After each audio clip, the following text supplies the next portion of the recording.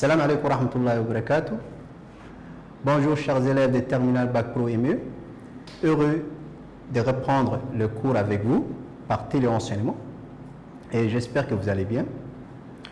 Donc, dans cette séance de téléenseignement, on va poursuivre nos formations concernant sur le système d'élevage. On va poursuivre le centre d'atterri 5 de gestion et utilisation des énergies avec la séquence de l'énergie d'un système d'élevage. L'objectif de la séance d'aujourd'hui, donc vous serez capable de choisir les types de moteurs à Saturn à partir des caractéristiques du système d'élevage. Donc à la fin de la séance, vous serez capable de comment choisir un moteur asynchrone à partir d'un caractéristique d'un système d'élevage. Et on verra dans le diapo suivant les caractéristiques du système d'élevage. Donc, voici le plan de la science. La première, on va faire le prérequis. Deuxième, la mise en situation. Troisième, on va déterminer la puissance utile du moteur du système d'élevage qu'on va déterminer. Et à la fin, je vous aiderai, ou bien on va faire ensemble, on va choisir ensemble le moteur asynchrone dans un catalogue de constructeurs à travers la puissance qu'on a déterminée à l'étape 3. Donc, les prérequis, c'est, vous devrez connaître la loi générale de la physique. Vous l'avez déjà vu avec moi et avec le prof de physique, la vitesse linéaire, V égale à oméga fois R, et vous connaissez très bien la vitesse angulaire, oméga, et R qui est le rayon. Et aussi, en détaillant V égale à D pi fois N fois R. Et aussi la force due au pesanteur F égale à M fois G, qui est le poids. Et sûrement, vous l'avez déjà vu dans tout votre cursus scolaire depuis le collège.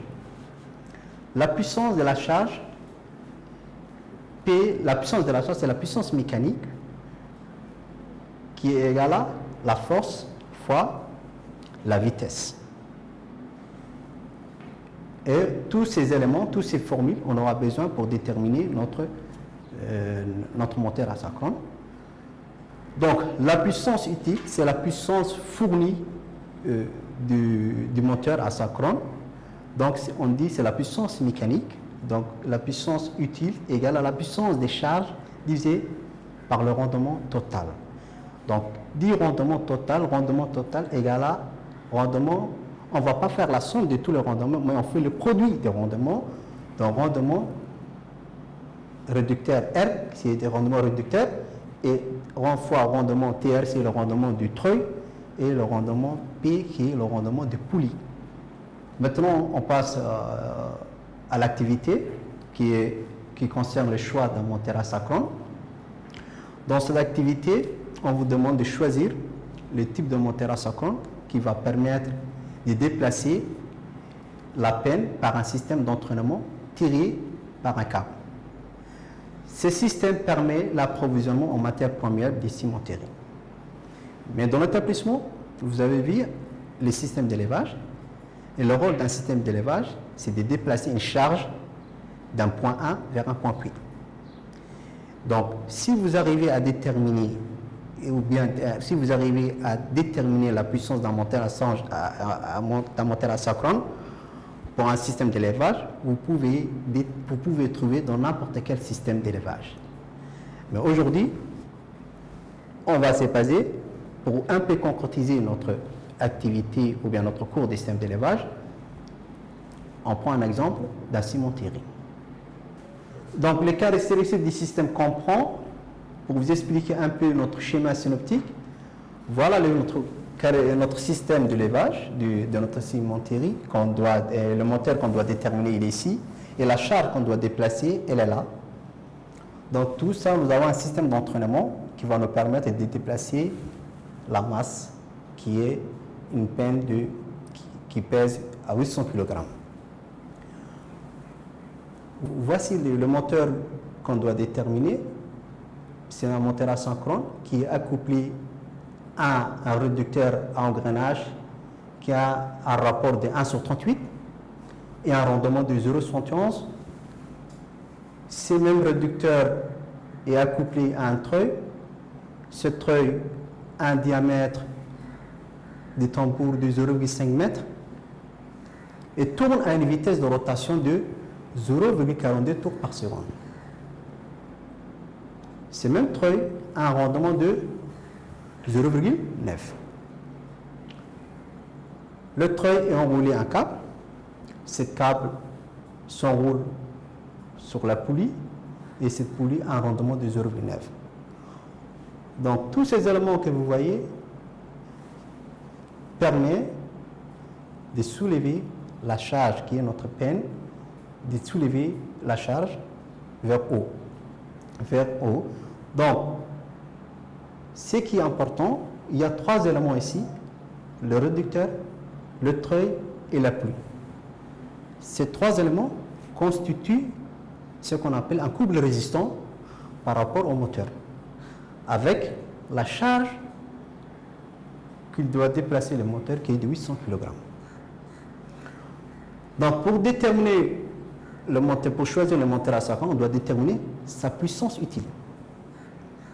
Cette puissance utile qu'on doit choisir, elle doit supporter ou bien vaincre les frottements dus au réducteur et également doit vaincre aussi les frottements dus au treuil et à la poulie.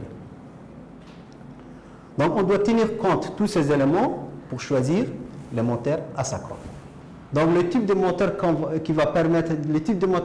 qu'on doit choisir, c'est celui qui va permettre de déplacer la peine, qui est notre charge de 800 kg.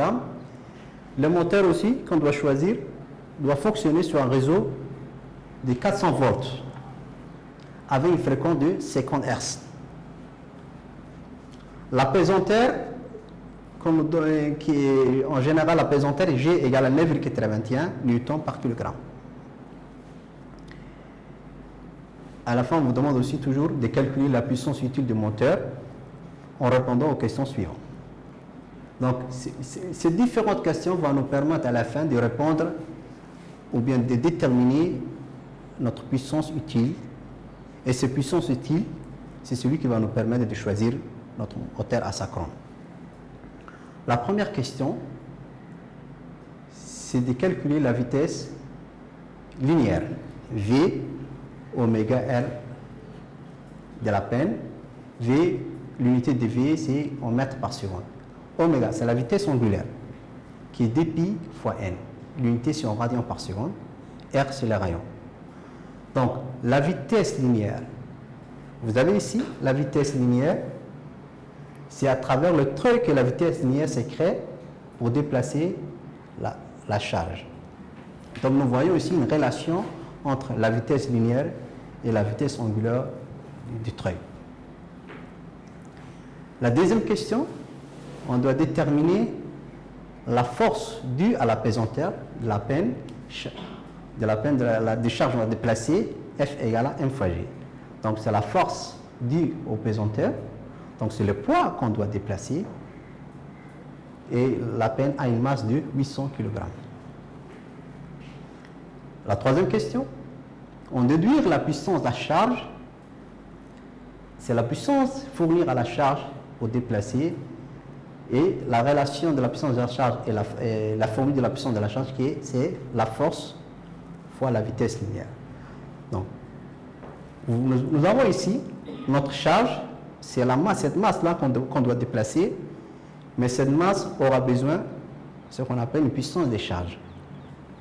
Et cette puissance de charge, elle est indépendamment différente les autres organes qui sont ici. Donc, la puissance de charge, elle est en lien avec le poids et la vitesse linéaire. Et quatrième question, on déduire la puissance utile que doit fournir les moteurs. C'est à partir de là qu'on doit déterminer notre puissance utile en utilisant ces formules. La puissance utile est égale à la puissance des charges sur le rendement total. Et le rendement total, dans le système, on nous a donné trois types de rendements. On nous a donné le rendement du réducteur, on nous a donné le rendement du treuil et on a aussi le rendement de la poulie. Donc le rendement total, toujours sur le produit de tous les rendements, le rendement total égale à le rendement du réducteur fois le rendement du treuil et fois le rendement de la poulie. Et cinquième question, et vous allez déterminer la vitesse, vous allez calculer la vitesse de rotation du moteur. Ce moteur, il va tourner à quelle vitesse? Et vous avez ici un rapport de réducteur de vitesse que vous avez ici 1 sur 38. Vous voyez? Donc le moteur, la vitesse du moteur devient ici la vitesse d'entrée et la vitesse du treuil devient la vitesse de sortie. Comme le rapport de réducteur R égale à la vitesse de sortie sur la vitesse d'entrée. Donc c'est à vous de déterminer et on verra après la correction. Sixième, à la fin, vous serez amené à choisir dans un catalogue de constructeurs le moteur asynchrone. Le type de moteur asynchrone, sa puissance utile, sa vitesse nominale, son rendement et son facteur de puissance. Donc, c'est toutes ces valeurs qu'on va trouver dans la plaque, dans le catalogue constructeur constituent la plaque signature du moteur. Et une fois qu'on a la plaque signature du moteur, on peut soit acheter ou bien commander ce moteur. Chers élèves, je vous donne quelques minutes pour prendre note. Après, on va se retrouver pour résoudre les questions.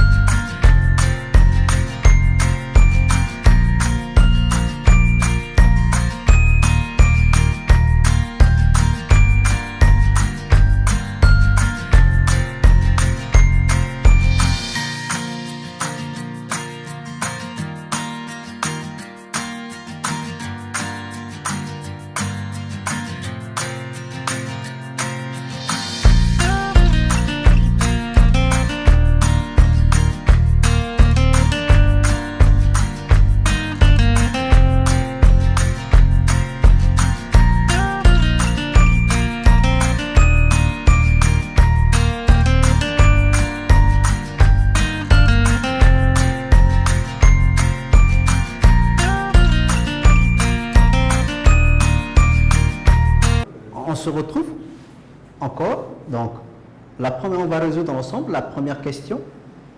Si vous avez déjà trouvé le résultat, félicitations, chers élèves. Mais les élèves qui n'ont pas trouvé, on va trouver ensemble. La première question concerne calculer la vitesse linéaire.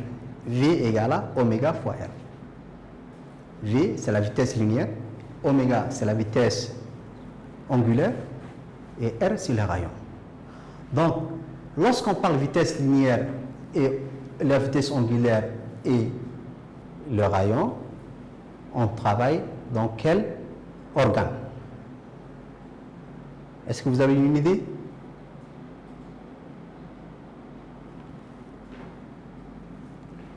Lorsqu'on parle de vitesse, la vitesse, elle se trouve où?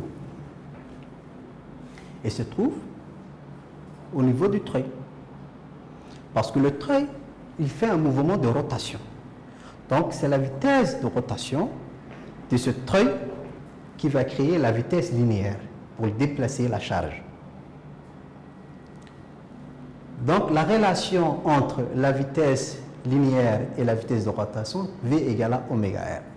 Mais ici, nous avons un rayon, mais dans notre caractéristique, on nous a donné le diamètre du treuil qui est 0,5.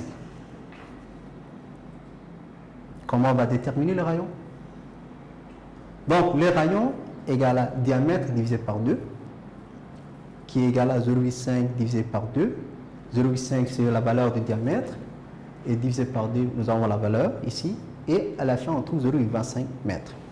Le rayon, on trouve R, le rayon du treuil, c'est 0,25 mètres. Donc, s'il y a des élèves qui ont trouvé, félicitations. Deuxième étape. V oméga fois R. Oméga égale à quoi? La formule d'oméga, c'est dpi n. Donc, on remplace par sa valeur oméga en dpi n fois R. Pi, c'est quoi pi? C'est 3,14. Et n, c'est la vitesse de rotation du treuil. Et on nous a donné n ici, 0,42 tours par seconde. Et R, c'est le rayon que nous avons trouvé. R égale à 0,25. Donc en calculant, prenez la calculatrice, la vitesse linéaire égale à 2 fois 3,14 fois 0,42 fois 0,25. On trouve comme résultat V égale à 0,659 mètres par seconde. Et voilà notre vitesse linéaire. C'est la vitesse linéaire de déplacement de notre charge.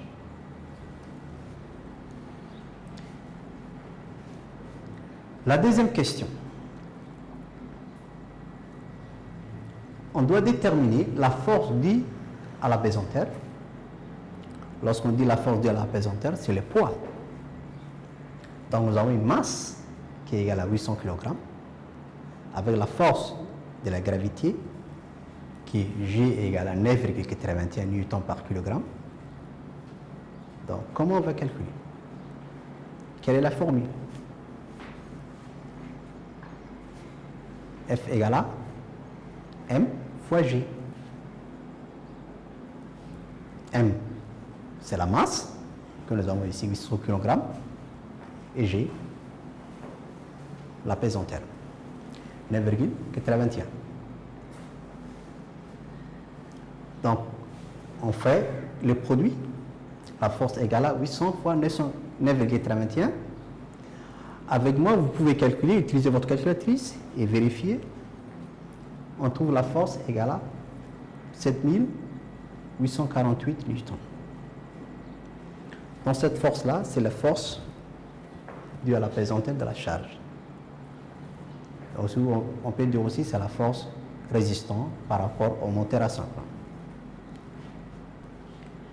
Enfin, ici, on va déterminer la puissance fournie à la charge. Donc, la charge qu'on doit déplacer, c'est la masse qui est, cette masse, la peine là a une masse de 800 kg. Cette masse aura besoin d'une puissance de charge pour le déplacement. Cette puissance de charge égale la force fois la vitesse. Pourquoi on dit fois la vitesse? C'est la vitesse de déplacement, c'est la vitesse linéaire. C'est-à-dire la force, mais on produit avec la vitesse linéaire. La puissance de charge égale à la force fois la vitesse linéaire de déplacement. Donc la force, on avait trouvé combien? On avait trouvé la force F égale à 7848. Et la vitesse linéaire, on avait trouvé V égale à 0,659 mètres par seconde. Maintenant, il suffit de faire, de calculer. F égale, la puissance des charges égale 7848 fois 0,659. Et on trouve une valeur de puissance des charges qui est égale à 5171,83 watts. 6e question. Enfin, finalement, ici, on nous demande de déterminer la puissance utile que doit fournir le moteur. Cette puissance utile, c'est la puissance qui va nous permettre de choisir notre moteur asynchrone. Donc ici, c'est important. Donc la puissance utile, c'est ici que ça se passe. Donc c'est la puissance utile, c'est la puissance que le moteur va fournir pour déplacer cette charge. Donc on peut dire aussi la puissance utile, c'est la puissance mécanique. Dans ce système, ici, nous avons ici, dans ce système, la puissance là, utile, est pour le système est puissance d'entrée. Mais ici, la puissance des charges, c'est la puissance des sorties. Donc, pour calculer, par exemple, pour déterminer, on dit rendement total égale à la puissance des sorties sur la puissance d'entrée. Donc, la puissance des sorties, c'est la puissance des charges qu'on a déterminée, et la puissance d'entrée, c'est la puissance utile qu'on doit trouver. Donc, la puissance des charges, le rendement total égale à la puissance des charges sur la puissance utile. Donc, la puissance des charges, c'est la puissance des sorties du système, et la puissance d'entrée, c'est la puissance utile. Donc, rendement total égale à la puissance des charges sur la puissance utile. La puissance utile égale la puissance des charges sur le rendement, parce que c'est la puissance utile qu'on doit déterminer. Donc, la puissance utile égale puissance des charges sur rendement total. Et rendement total égale le produit de tous les rendements. Lorsqu'on dit il ne faut pas faire confondre total, somme. Lorsque nous sommes dans un rendement, on ne fait pas la somme, on fait le produit. Rendement total égale à rendement réducteur fois le rendement du treuil fois le rendement du poulie. Donc, la valeur, parce que pour déterminer la puissance utile, il faut qu'on connaisse la puissance des charges. Et cette puissance des charges, on a déjà trouvé. C'était 5171,83 watts. Le rendement total, c'est le produit de tous les rendements. Donc, c'est le rendement réducteur sur combien? Nous avons 0,71. Et le rendement du treuil, nous avons 0,9. Et le rendement du poulie, nous avons 0,9. Donc, la puissance utile qui est la puissance des charges sur le rendement total, on va dire que la puissance utile égale à la puissance des charges sur le rendement réducteur fois le rendement du treuil fois le rendement du poulie. Donc, on doit utiliser les chiffres. La puissance utile égale. La puissance des charges, on a trouvé comme une valeur de 5171,33 et divisé par le rendement du réducteur qui est 0,71 fois le rendement réducteur qui est 0,9 fois le rendement des poulies qui est 0,9 également. Donc on trouve une valeur de 8992,92 watts. Donc c'est la puissance utile de notre moteur qu'on doit choisir. Mais pour choisir dans un catalogue, toutes les valeurs de puissance sont en kilowatts. Mais à ce niveau, il faut le convertir en kilowatts. Et comment on va faire pour convertir en kilowatts? Il faut diviser par 1000. Donc la puissance utile est égale à 8,992 kilowatts. Je vous donne quelques instants pour prendre note.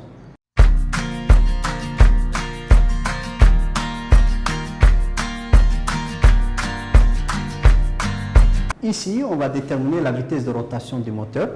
Cette vitesse de rotation du moteur, c'est celle aussi, c'est un autre point aussi pour choisir notre moteur asynchrone. Déjà, on a déjà déterminé la puissance utile et aussi on va déterminer la vitesse de rotation du moteur. Donc, on connaît la vitesse de rotation du treuil qui tourne à une vitesse de 0,42 tours par seconde. Comme vous voyez ici, le moteur asynchrone, il est accouplé à un réducteur. Ce réducteur a un rapport de 1 sur 38. Donc, on va déterminer la valeur de notre de vitesse, la valeur de vitesse de rotation du moteur. On sait que le réducteur, c'est le rapport entre la vitesse de sortie sur la vitesse d'entrée. Donc la vitesse de sortie. Dans ce système, la vitesse de sortie, c'est la vitesse du treuil. La vitesse d'entrée, c'est la vitesse du moteur. Donc, NS, c'est-à-dire c'est la vitesse de rotation du treuil. Et EE, c'est la vitesse d'entrée. Pour le système, c'est la vitesse d'entrée du moteur. Donc, c'est la vitesse du moteur qu'on doit déterminer. R égale à quoi? R, c'est le rapport de réduction qui est égal à 1 sur 38. Donc, on remplace par ça le R, c'est égal à 1 sur 38. C'est le rapport de réducteur de vitesse. Égal NS. NS, c'est la vitesse de sortie du système. Donc, dans le système, la vitesse de sortie, c'est la vitesse du treuil. C'est la vitesse de rotation du treuil. Mais la vitesse d'entrée dans ce système, la vitesse d'entrée, c'est la vitesse de rotation du moteur. Donc, on va faire produit en quoi? La vitesse du moteur multipliée par 1 et 38 multiplié par la vitesse du treuil. Donc, qu'est-ce qu'on trouve? N moteur fois 1, c'est N moteur qui est égal à 38 fois N treuil, qui est la vitesse de rotation du treuil. Donc, la vitesse de rotation du treuil, c'est 0,42 tours par seconde. Donc, la vitesse du moteur est égale à 38 multiplié par 0,42 tours par seconde, qui est la vitesse du treuil. Et on trouve une valeur de 15,96 tours par seconde. Voilà notre moteur, il va tourner à une vitesse de rotation de 15,96 tours par seconde. Mais l'unité générale, c'est en tours par minute. On doit le convertir en tours par minute.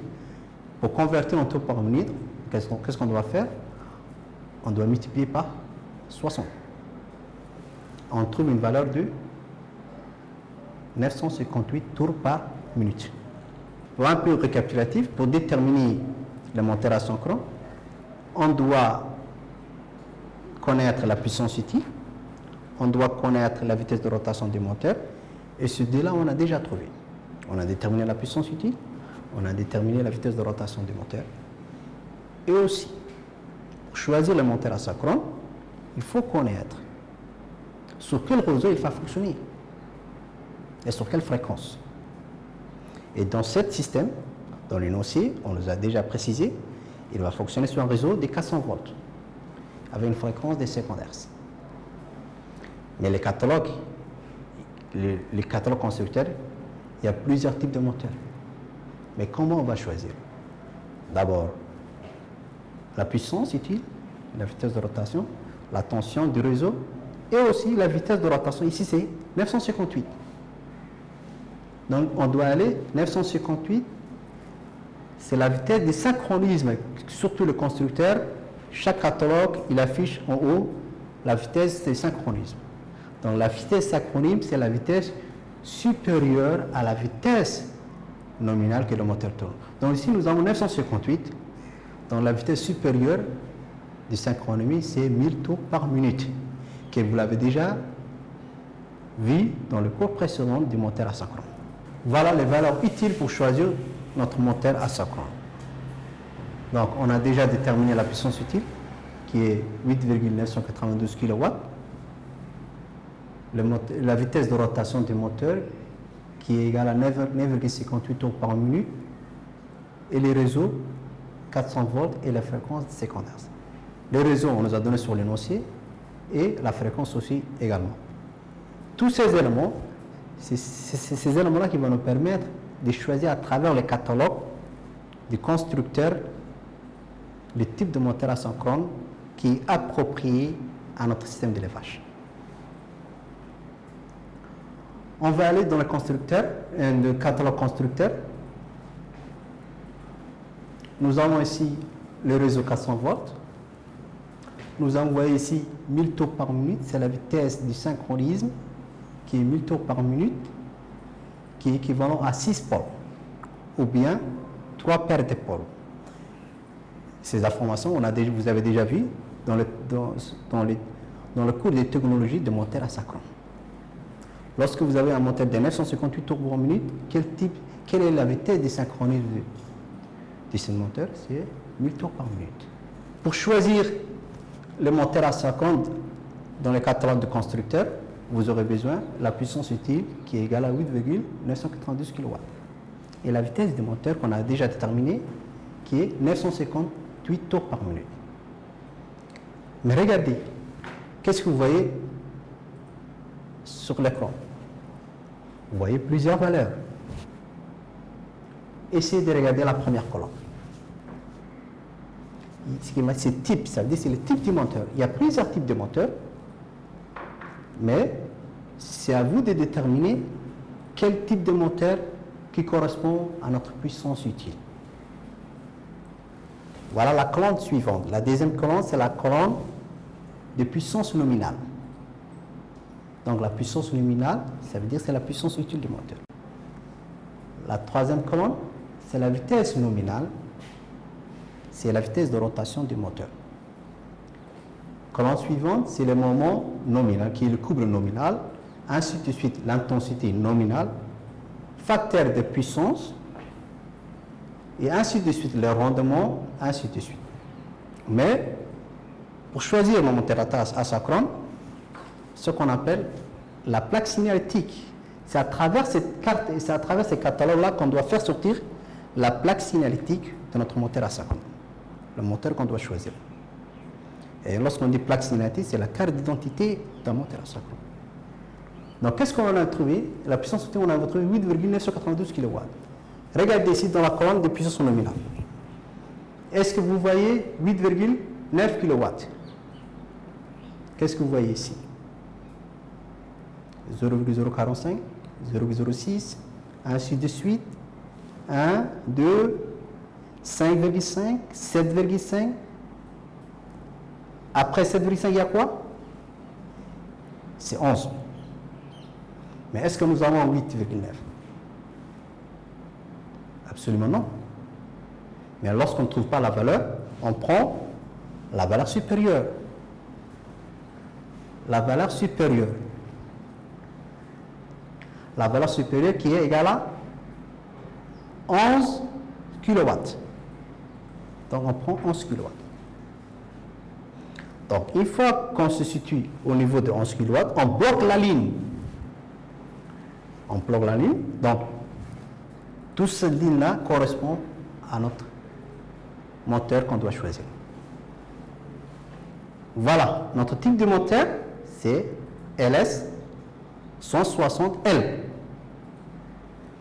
Ce moteur qu'on a choisi, il aura une puissance utile de 11 kW, à une vitesse de rotation de 968 tours par minute. Et aura aussi un moment de couple nominal de 109, ainsi de suite, intensité nominale 23,4 ampères. Et un facteur de puissance 0,78. Un rendement qui est 36,77. Les informations très importantes pour les moteurs asynchrones, c'est la référence du moteur, qui est le type de moteur, la puissance utile, la référence et la puissance utile, et la vitesse nominale du moteur. Et le facteur de puissance. Et aussi le rendement du moteur. Tous ces éléments, c'est très important pour choisir un moteur asynchrone. Et on va récapituler les valeurs qu'on avait prises dans les catalogues. Le type de moteur qu'on avait choisi, c'était LS 160L. Puissance utile, 11 kW. Vitesse de rotation du moteur, 968 tours par minute. Rendement, 86,77. Et à la fin, le facteur de puissance qui était égal à 0,78. Donc, tous ces éléments vont nous permettre de choisir le moteur asynchrone qui correspond à notre système d'élevage. Voilà son carte d'identité. C'est à travers ces valeurs que vous pouvez commander ou que vous pouvez acheter un moteur asynchrone. Donc, chers élèves,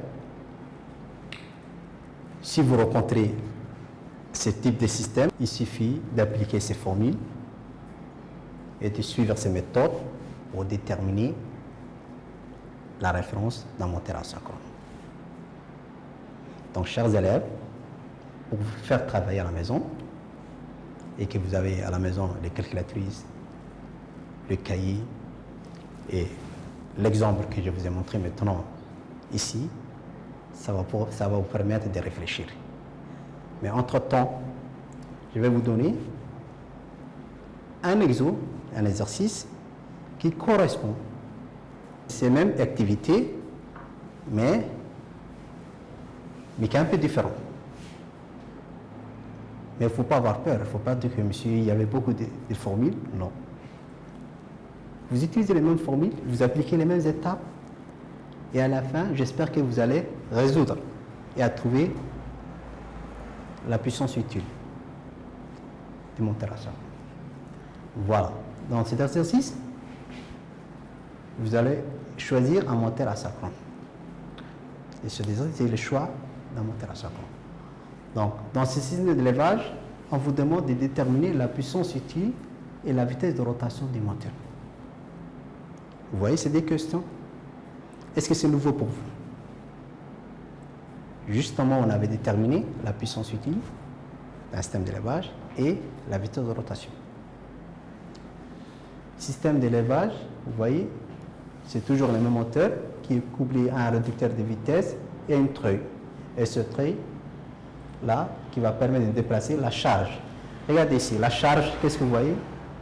La charge qu'on va déplacer, c'est 12 sacs de 50 kg. Et la masse de la plateforme a une masse de 500 kg. Il faut faire attention. Donc, la palette, elle apporte une masse de 12 sacs de 50 kg maximum. Et la plateforme elle-même, elle a une masse de 500 kg. Donc, c'est à vous que je vous demande de résoudre cet exercice. Et à la fin, vous allez déterminer la puissance utile et la vitesse de rotation. Et voilà son caractéristique du système. Le réducteur a un rapport de réducteur de 1/39 et un rendement de 80%. Le treuil a un diamètre de tambour de 0,20 m et des vitesses de rotation du treuil, c'est 0,65 tours par seconde. Le rendement du treuil, c'est 90%. Donc, ce moteur que vous allez choisir, le moteur que vous allez choisir va permettre de soulever cette palette. Et cette palette, elle permet de soulever une charge qui comporte des 12 sacs de 50 kg. Et la plateforme elle-même, elle a une masse de 500 kg. Et vous allez prendre la pesanteur G 9,81 N par kg. Mais pour vous aider un peu à la fin, pour ne pas tomber dans l'erreur, regardez ici. La masse, nous avons plusieurs masses ici.